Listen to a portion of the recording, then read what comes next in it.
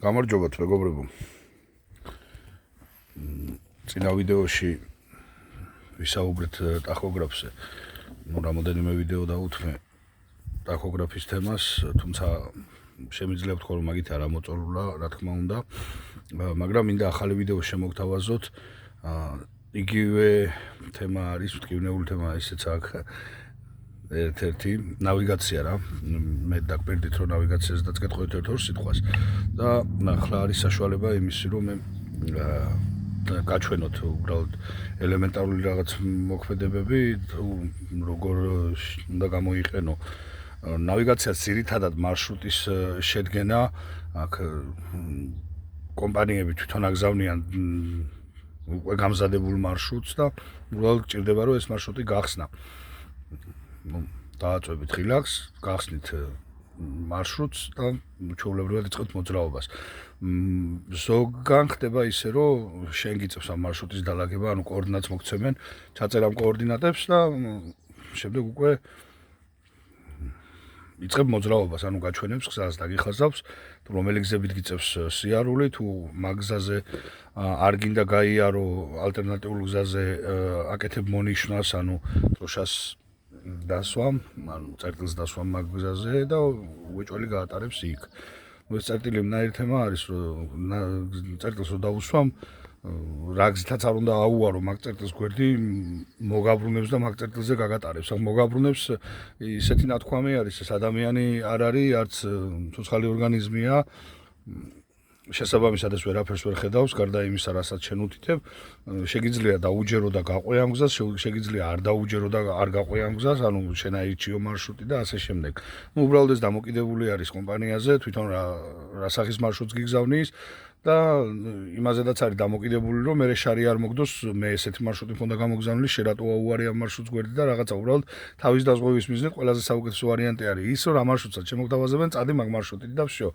მე გაჩვენებთ ახლა რამდენად მოსახერხებელია, არ ვიცი აქ ასეთ ვითარებაში მუშაობა ნავიგაციასთან თუ როგორ ხდება, მაგრამ შევეცდები მაქსიმალურად, რომ გაჩვენოთ თუ როგორ და რანაირად ხდება კოორდინატების შეყვანა და ასე შემდეგ.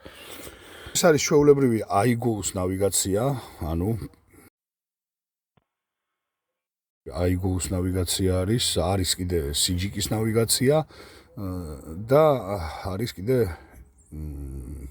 ერთი სახეობის ნავიგაცია, მაგის სახელიც არ ვიცი, რო არ მოგატყუოთ, AIGO-ზე და CIGIC-ზე მუშაობა ვიცი და აქედან გამომდინარე გაჩვენებთ ახლა AIGO-თი თუ როგორ ხდება კოორდინატების შეყვანა. ეს არის საწყისი გვერდი ჩვეულებრივად, ჩართვის შემდეგ ასე გამოაქვს ეკრანზე ესეთი სურათი, კურსორი ნიშნავს ჩვენს დგომის წერტილს, სადაც ჩვენ ვდგავართ.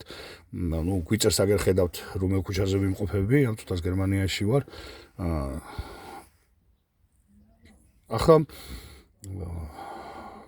შევალ მენიუში და დავიწყებ კოორდინატების შეყვანას. მე კოორდინატები არაფერი არ მაქვს, უბრალოდ მიახლოებით რაც მიმოძრავია და მახსოვს რაღაც კოორდინატები, იქიდან გამომდინარე ერთ კოორდინატს შევიყვან და უბრალოდ წარმოდგენა რო შეგვექნას მარშრუტი თუ როგორ იხაზება და როგორ იქნება. შევდივართ მენიუში, აი ვირჩევთ ნოვი მარშრუტ, ახალი მარშრუტი.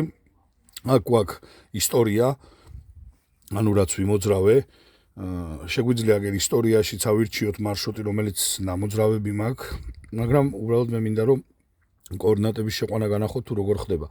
აი კოორდინატი.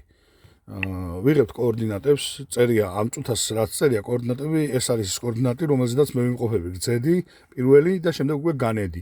მოდი მე წავშლი ამ კოორდინატებს და დავიწყებ ახალი კოორდინატის შეყვანას. სიტყვაზე ავიღოთ ესეთი კოორდინატი 51. ამის შემდეგ უეჭველი იწერება წერტილი. ან შეიძლება აქ არ იყოს 51, იყოს ერთი ციფრი მარტო, ანუ 002 რაღაცა ასე. მაგრამ უეჭველი უნდა წერტილი რა.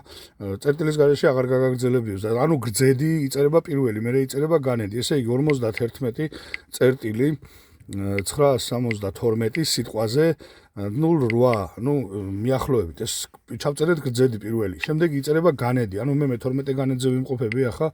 ეს ქვედა მხარე არის. მოდი შევიყვან 08-ს წერტილი 297 466 სიტყვაზე ვამბობ. ანუ აი დაგვისვა წერტილი ამ გზებზე და განედზე მე ვაძლევ თანხმობას და წერია უკვე სატვირთოსთვის არის განკუთვნილი დლინა 16 მეტრი, სიგანე, სიმაღლე, ტრაილერი, 5 ღერძი, მაქსიმალური წონა 39 და 4, ანუ 40 ტონა. ვაჭერ თანხმობას, დიახ, აი ითვლის მარშრუტს. დაითვალა მარშრუტი, აი გვიჩვენა მარშრუტი, ხო? ეს რაღაცა უნდა იყოს ზედა მხარე, ჩემი აზრით, ხო, აი დორტმუნდთან რაღაცა თქვა კი ვფიქრობდი და აგერ არის დორტმუნდიც. ნუ დორტმუნდამდე ვერ ჩავაღწიეთ ლად. ანუ ისე ავკრიფე მიახლოებთ. ესე იგი, რა ნომერ გზაზე გვიწევს მოძრაობა, ამის დათვლა როგორ ხდება, ანუ წაკითხვა როგორ ხდება, რომ ვიცოდეთ. აი, მე ვიმყოფები ამ წუთას აგერ 10 ნომერ ავტობანთან, ანუ ლურჯი მონიშნები, რომელიც არის გერმანიაში, ეს არის ავტობანის ნომრები. 10 ნომერი გზიდან გადავდივარ 2 ნომერ ავტობანზე. აი, აგერ 2 ნომერი.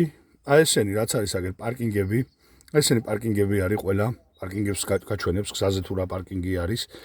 და მივყვები ამ 2 ნომერს, მივდივარ აი 2 ნომრით.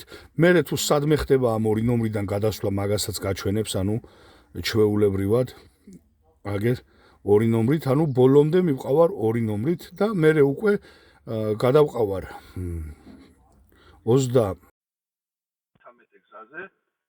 33 გზიდან გადავყავარ უკვე L778-ზე, ეს არის შიდა ნაციონალკა, ანუ მეორე ხარისხოვანი გზა ავტობანიდან და მივედი დანიშნულების ადგილზე. აი დანიშნულების ადგილზე არის დროშა დასობილი. აი სიტყვაზე მე თუ არ მინდა ამ გზით წასვლა და მინდა სხვა გზით წავიდე, მაშინ ხდება გზაზე დროშის დასმა, ანუ აი გავადიდებ ამ გზას, გავადიდებ, დავსვამ წერტილს ამ გზაზე, აი შეხედეთ ხო, წერტილი დავსვი ამ გზაზე, დავსვამ დროშას, აი დათვლის მარშრუტს და აი ნახეთ, უკვე რა დამიხატა, ანუ ქვევით კი არ ჩამომიყვანა აქცე ხან როგორც იყო, ანუ ზევიდან წამიყვანა და ზევიდან ჩამომიყვანა, ანუ ეს გზა მიუთითე მე თვითონ ახლა რა ამ წუთას.